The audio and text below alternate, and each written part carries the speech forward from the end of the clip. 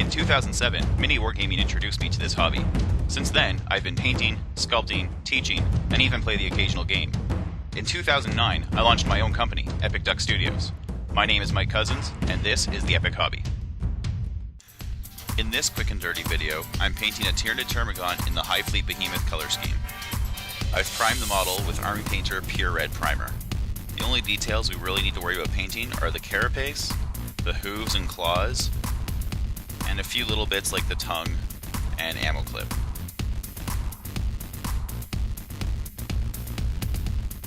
I'll be using Necron Abyss from Citadel Foundation for the base coat of the carapace. This is just a very dark blue, a little bit darker than a navy blue. I realize the foundation paints aren't in circulation anymore, but I still have some of these to use up, so I haven't replaced them with the new Citadel range at this point.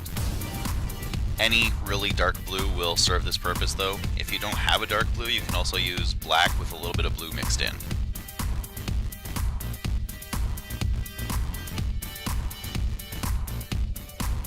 At this point I'm just working my way around the model, giving all the carapace areas a base coat, including his back, his head, the tops of his legs, and the top of the gun. Base coating the carapace on this model is probably the most time-consuming step.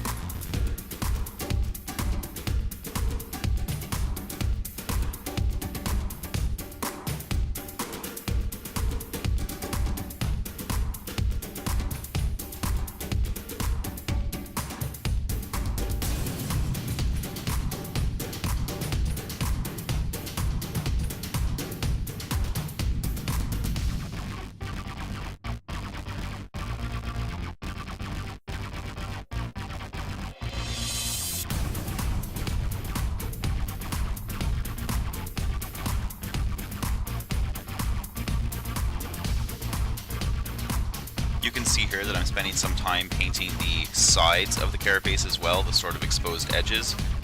If you want to paint your Tyranids as fast as possible, you can skip doing this, but it does make them look just a little bit more finished.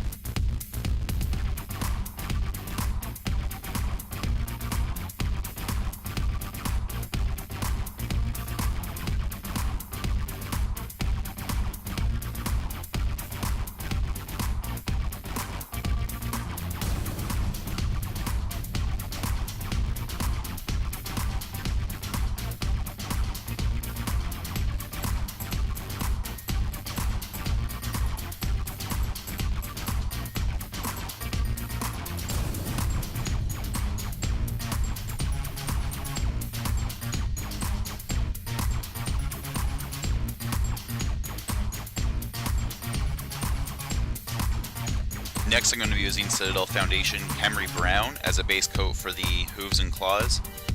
Again, I apologize for using out-of-date paints here and not the new Citadel range. Any sort of dark khaki or dark bone color works just fine for this.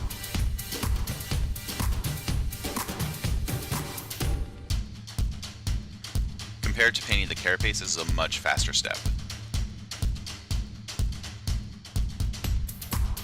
Be sure to look at all the claws and hooves from both sides to make sure you didn't miss them on one side of the model. It is a common mistake to paint them from the side that they're on, but not through the model to the other side.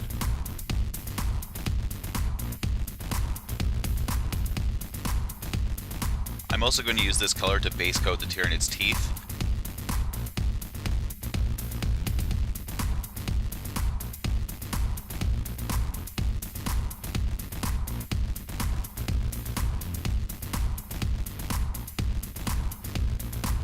With all the base coats done now, I'm going to go ahead and wash the entire model with Citadel Devlin Mud. And for the last time, I'll apologize for using an old paint here. When Games Workshop decided to take Devlin Mud out of production. I sort of hoarded some of it, and I've got a few pots left, so I'm still working through it, which means you will probably see it from time to time. Just remember that you don't ever have to use the exact paint I'm using. You can just substitute this with any other dark brown, or even a black wash would work just as well.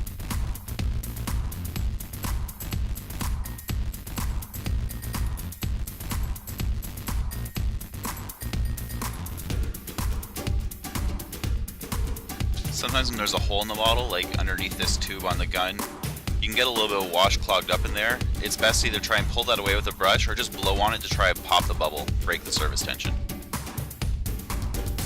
Now that I'm done applying the wash, I'm going to set the model aside to dry for about half an hour. Ideally, I'd be painting more models during this time.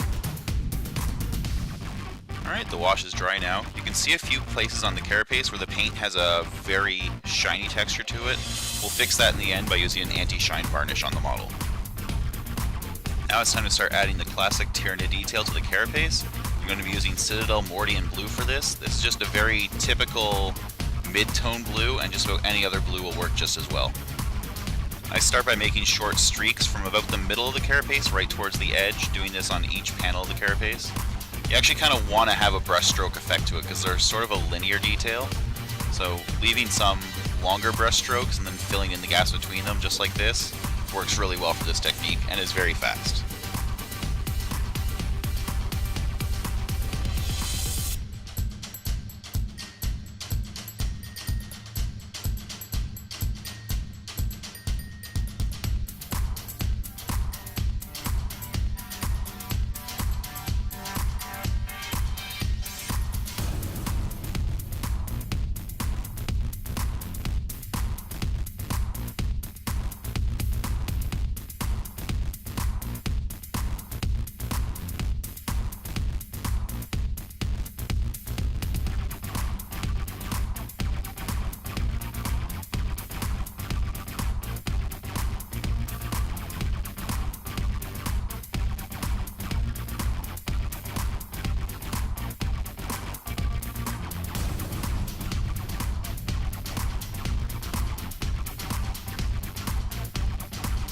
With that done, we're going to make a much lighter blue using Citadel Hawk Turquoise and a little bit of white paint, and we're just going to basically do the exact same thing but about half the size.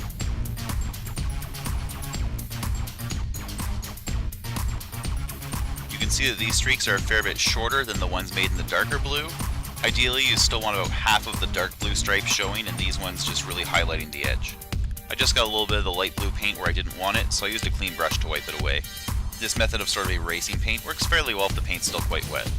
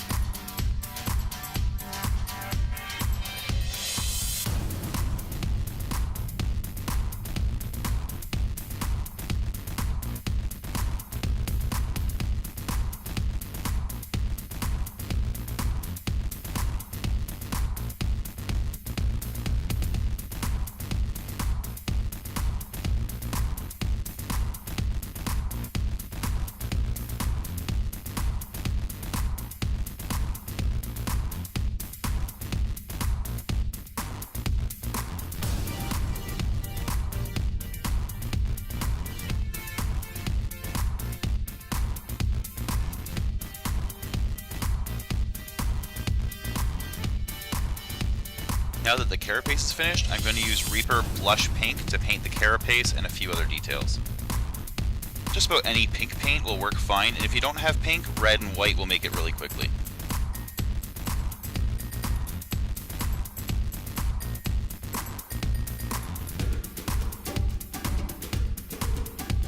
I'm now using the Blush Pink to paint the piping on the gun and a few other small details like the ammo clip. The piping on the gun is often painted green in Hive Fleet Behemoth color schemes, but because I want to paint this model as quickly as possible, I'm using as few colors as I can.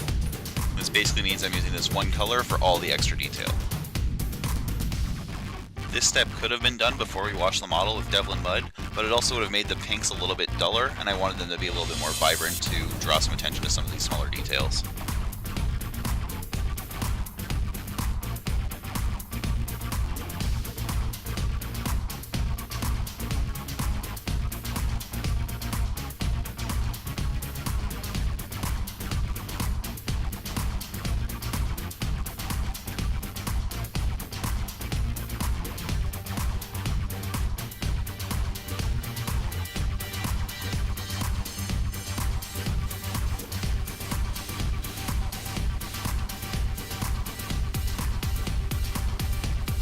Next I'm going to add a little more detail to the claws and hooves.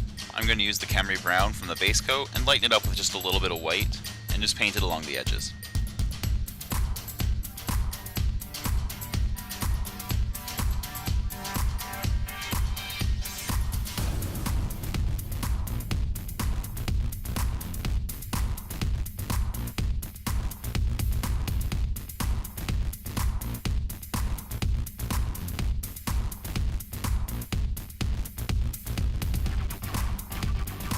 I'm also going to pick out the teeth in this lighter color.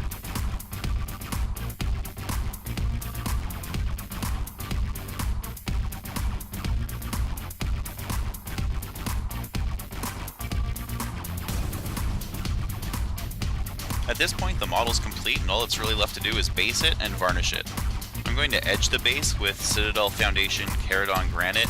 I just don't really like black base rims, I find them kind of boring, and this is just a little bit off black. It gives it just a little bit of character. I'm also painting the top of the base with this color because I don't want the red primer to show through any of our basing materials.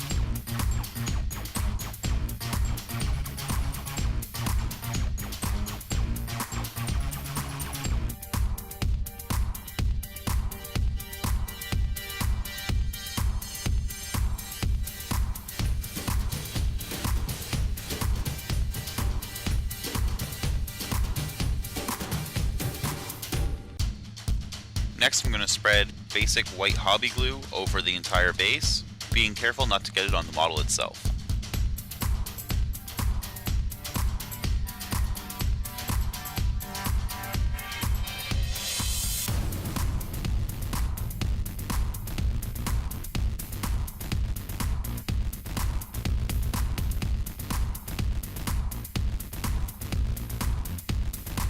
You'll sometimes find that white glue likes to retreat from the edge of a base and draw towards the middle.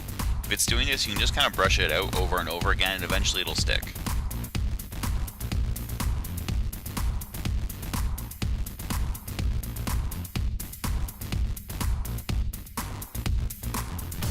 Now I need to remove the model from the wine cork so that it's easier to get flock on the base.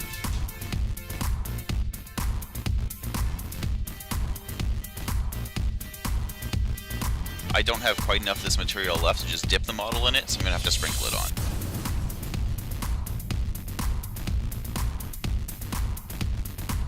Here I'm just wiping the base rim clean with my finger, getting any of the basing material off of it so it doesn't stick.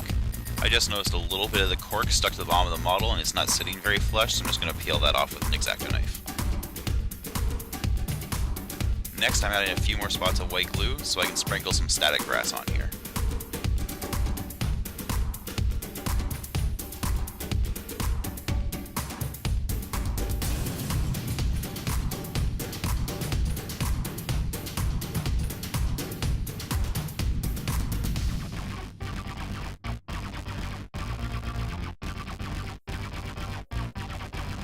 All that's left to do now is let the glue dry and spray the model with some anti-shine varnish. And here's the finished model. Thanks for watching, and don't forget to do something epic.